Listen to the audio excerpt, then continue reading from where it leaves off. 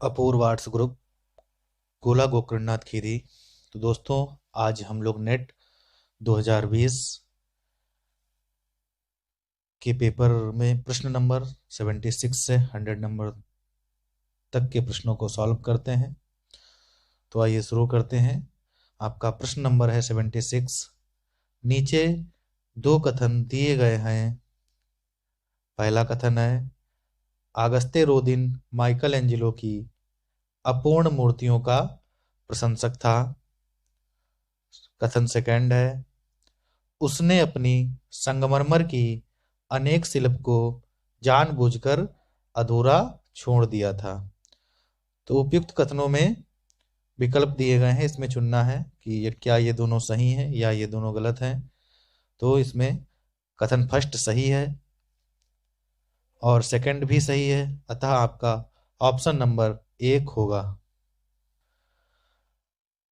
अगला प्रश्न है दोस्तों 77 नंबर, लिथोग्राफी प्रक्रिया का सही अनुक्रम चुने। ऑप्शन दिए गए हैं, ए गोंद लगाना, बी सतह की सफाई करना, सी घिसना, डी आरेखन। तो इसका सही क्रम होता है लिथोग्राफी का घिसना, सतह की सफाई करना, आरेखन व गोंद लगाना। आपका option number 4 C B D A सही है।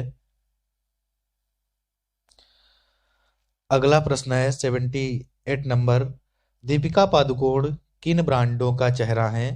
तो Deepika Padukone Vistara airlines, Oppo, lux, इनका चेहरा है। आपका ऑप्शन नंबर 2 ए बी और सी वाला सही है। अगला प्रश्न है 79, सूची फर्स्ट को सूची सेकंड के साथ सुमेलित करें। तो डेड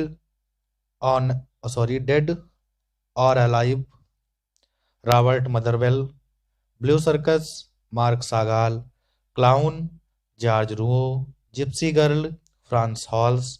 अतः आपका ऑप्शन नंबर 3 सही है।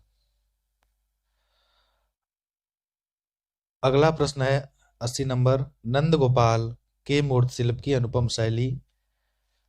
तो जनजाति मूर्तिशिल्प शैली से प्रेरित हैं ये, और पारंपरिक और समकालीन कला का मिश्रण इनकी कला में दिखाई देता है। आपका ऑप्शन नंबर 3 केवल सी और डी वाला सही है। अगला प्रश्न है दोस्तों 81 नंबर, लेखा चित्रीय अभिकल्पना में आकर्षण के प्रमुख बल का सृजन निम्नलिखित के संयोजन से होता है। तो लेखा चित्रीय अभिकल्पना में आकर्षण का जो प्रमुख बल सृजित, ऑप्शन नंबर आपका 3 शब्द और छवि इसका सही है। अगला प्रश्न है 82, निम्नलिखित type face sans serif type face हैं। तो type face sans serif type face Helvetica और फ्यूचरा है। आपका ऑप्शन नंबर 3 इसमें सही है। अगला प्रश्न है 83, वह कौन सा आधुनिक अभिकल्पना आंदोलन था जिसे 20वीं शताब्दी के 30 के दशक के आरंभ में हिटलर की राष्ट्रवादी सरकार ने बंद करा दिया था। तो बाहोस आंदोलन था जिसे हिटलर की राष्ट्रवादी सरकार ने बंद करा दिया था। आपका ऑप्शन नंबर 2 सही है। अगला प्रश्न है दोस्तों 84, विशिष्ट स्वर लहरी शब्द निम्न में से किन अभिकल्पना प्रवृत्तियों से संबंध है। तो विशिष्ट स्वर लहरी शब्द आपका नवकला आर्ट नोवा से संबंधित है। ऑप्शन नंबर 4 इसका सही है। अगला प्रश्न है दोस्तों 85 नंबर, पिघलाने के दौरान एल्युमिनियम को साफ करने के लिए किस पदार्थ को लगाया जाता है। तो ऑप्शन नंबर 4 अमोनियम क्लोराइड को लगाया जाता है एल्युमिनियम को साफ करने के लिए। जब उसको पिघलाते हैं। आपका ऑप्शन नंबर 4 इसमें सही है। अगला प्रश्न है दोस्तों 86, प्रिंट मेकिंग को सही कालक्रमानुसार चुने।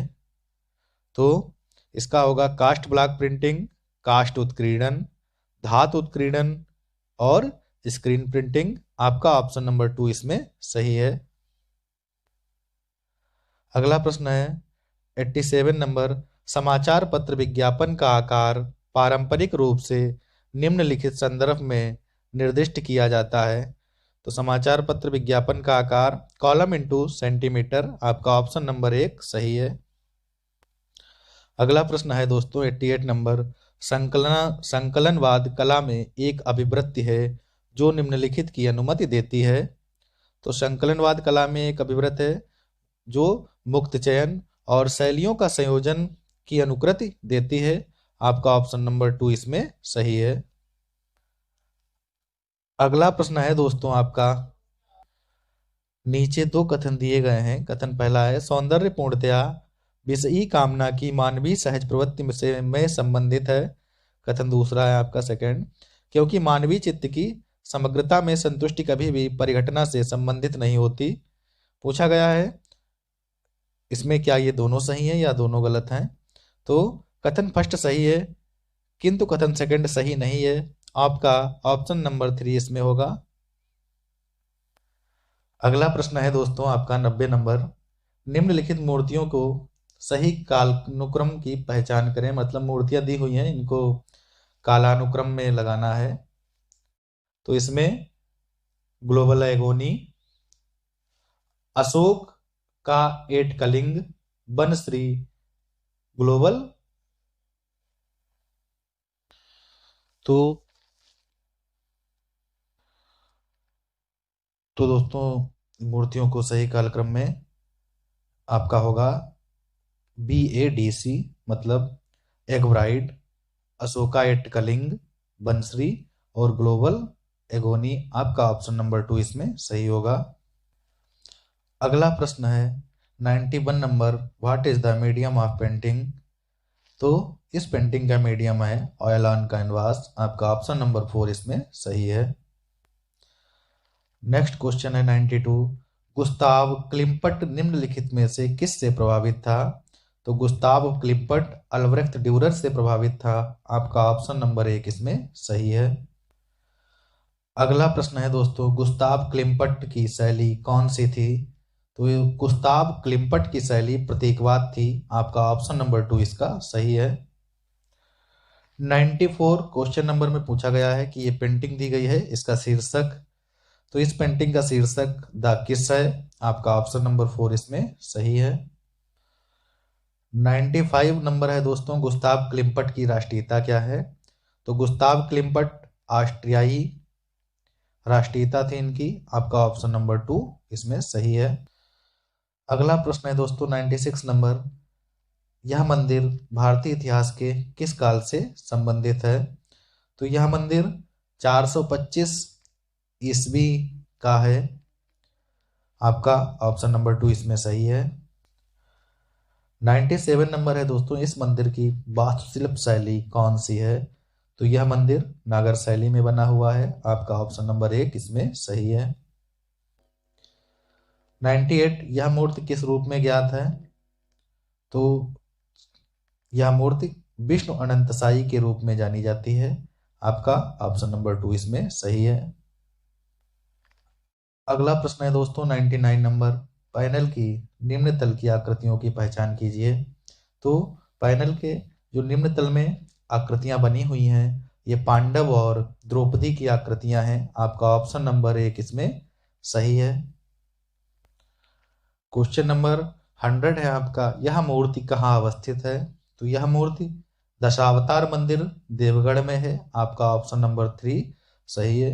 Thank you so much for watching my video. Please subscribe my channel Apurva Arts Group.